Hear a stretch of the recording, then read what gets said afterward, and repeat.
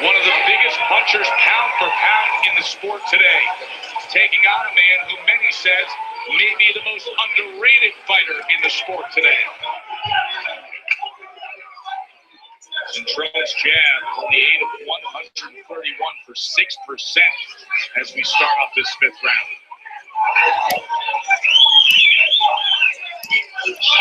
Puts his right hands together with an uppercut, and what that does is it brings on a little something more from Tony Margarito. Again, it's not just the pure amount of punches by Margarito. It's that he's been accurate, and then he's placed the ball. He's been good with his selection of punches, Joe. He's shown a nice repertoire. What does that tell you with Herman Central hugging around the waist at that moment, Teddy? He's desperate, and he's trying to save some time. He's desperate. He's trying. It's one of two things. He's trying to buy some time, which he needs to get his chance to recover, to get his bearings, get his head together, or if it continues, it might be a guy breaking down, a young guy panicking in this kind of fight. He is not steady on his feet, and now he's on the knee. He hasn't been steady for a good minute and a half of this fifth round. And you know what, Joe? It's not just the physical damage, it's the body language. Look at it. He's not here. He's been asked the right question by a good referee right there. Because the body language would beg you, not just the physical action, but the body language would beg you to ask that question. Right now, Simtron looks to me like a kamikaze guy. He's looking to get it over with. This is going to be the longest minute of his life here in this fifth round if he can survive it at all. He's not only hurt, he's discouraged. Look at the way he's looking over his corner. He wants his corner. That's it, Teddy. He wants his corner. He was looking over. You saw the body language. He was looking over at the corner, looking for intervention, looking for help, saying, I can't handle this. I can't handle this. Welcome to the Next Big Pod episode. What number are we? 72, I think. Yeah, 72. I'm joined by the ravishing Paul David Webb, aka the Midlands boxing expert, to get into what went down in Birmingham on Saturday night. Apologies if I sound a little distracted. I'm trying to send the link to everyone else on the panel because they're claiming they haven't got it. So we will shortly be joined by the usual lot who will have their opinions. I think they may have blocked Paul, which is why they didn't receive the DM when I sent it out. I think that could be the issue. Paul, mate, do you want to go off on Gavin before the others jump in and just ramble about nonsense?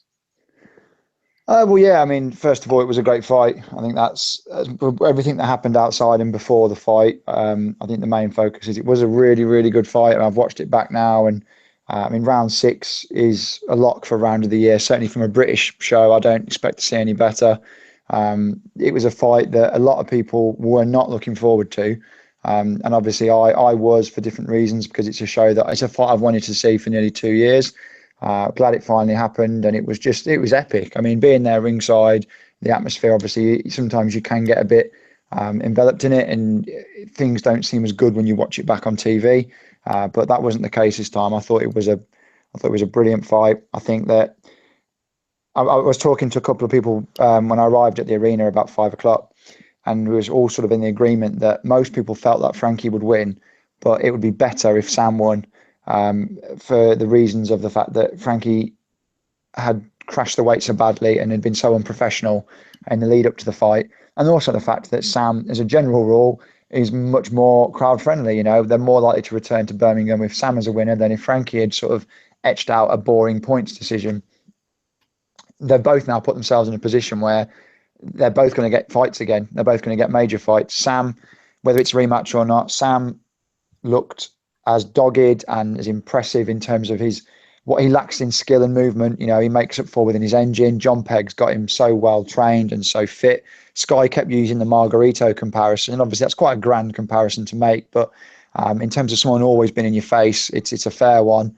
He was digging the body shots in really well, but he was getting, in other rounds, he was getting completely outboxed. And I think and a chin. I thought, you know, there's that gif going around of him taking, what is it, 6 punches in a row. Yeah. And obviously Gavin's not the biggest puncher in the world, but still he was landing completely clean. And Eggington literally didn't even Well, that was when the Very fight was over. So I turned around to the guy sat That was next the to me, sixth round, one yeah, of right, the yeah. local radio stations, and I turned around to him after that, right at the end of round 6, and I said, "That's the fight over." And then Frankie came out at the start of the round 7 and landed in the first couple of seconds, landed a really nice left hand. But it didn't matter. Frank was not going to be able to do 12 rounds at Sam's pace, and Sam could have done 15 rounds at that pace. And I think once Frank had 4 or 5 completely clean shots at him, and Sam didn't even wobble, he didn't even move. I think the writing was on the wall from that stage on. Would it be a better fight next time round if Frank does it properly? No, not really, because he's not. It's the same old adage, same old problem.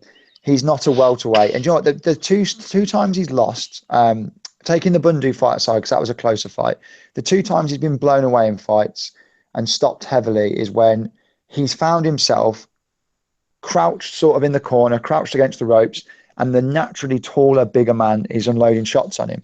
And it was the same with Brook. Brook never dropped him in the middle of the ring on his back. It was he had him against the ropes, unloaded, and he puts the referee in a position where he had to stop the fight because he fights so folded over and so narrow anyway. And it's obviously as a southpaw, I've never seen a fighter who fights as sideways on as him.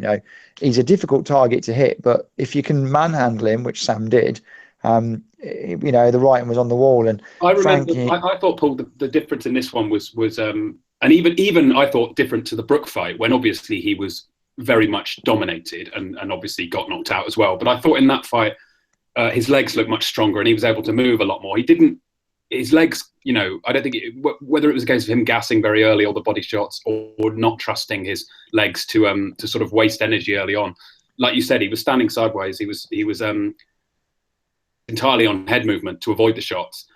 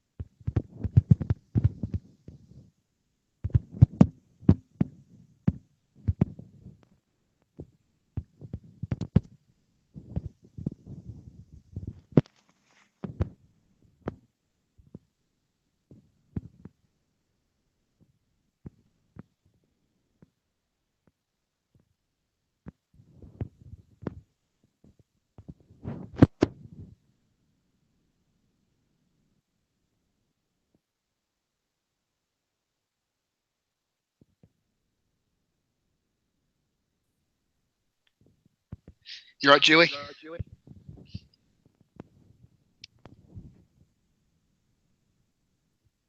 To the people in the chat, we've killed the pod. The pod's dead now. Oh, okay.